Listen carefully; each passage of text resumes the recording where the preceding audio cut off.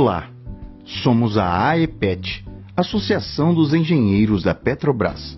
Precisamos falar sobre um assunto que é de interesse de todos os brasileiros. O que você sabe sobre a Petrobras? Ao contrário do que querem fazer você acreditar, a Petrobras continua sendo a maior e mais importante empresa do país. Mas querem vender a ideia de que a estatal está falida e que a única solução é a privatização. Para que você entenda a importância de se manter a Petrobras nas mãos dos brasileiros, vamos relembrar alguns fatos sobre a disputa pelo pré-sal nos últimos 12 anos. Em 2006, o governo anuncia a descoberta do pré-sal. Uma ótima notícia para o nosso desenvolvimento econômico.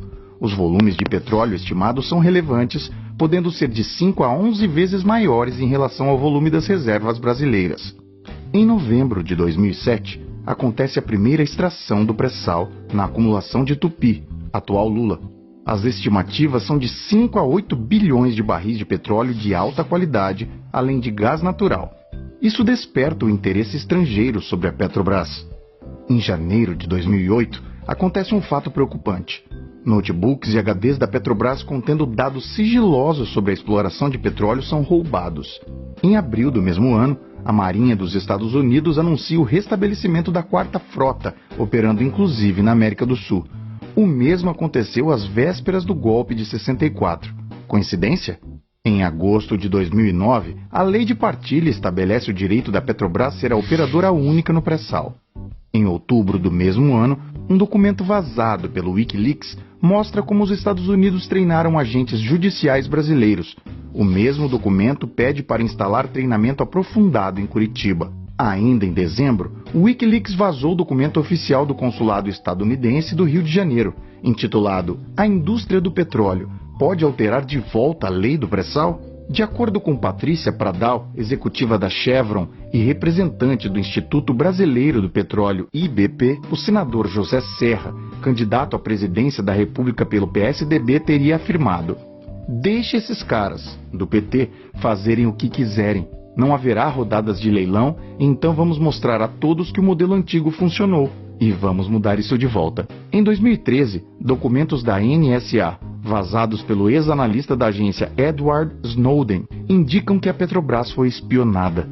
O Brasil é um dos países mais espionados pelos Estados Unidos porque tem a Petrobras, o pré-sal e potencial na produção dos renováveis. Em junho do mesmo ano, milhares de brasileiros influenciados por forças midiáticas foram às ruas protestar contra todos os que governam o país. Até o início das manifestações, os índices de aprovação da presidenta Dilma eram altos, acima dos 57%. Em março de 2014, dá-se início à controversa Operação Lava Jato. Não discutimos a necessidade de combater a corrupção, porém, é no mínimo suspeito a maneira de fazê-lo com cooperação internacional.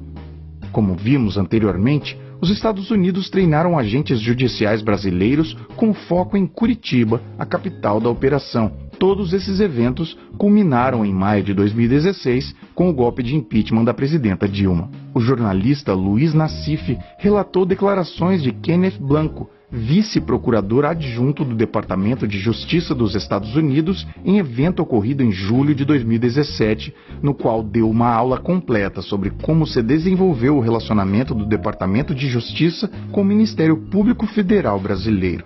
Com Temer, o governo assumiu a agenda das multinacionais do petróleo e de seus controladores. A agenda tem como principal pauta o fim da liderança da Petrobras como operadora única do pré-sal.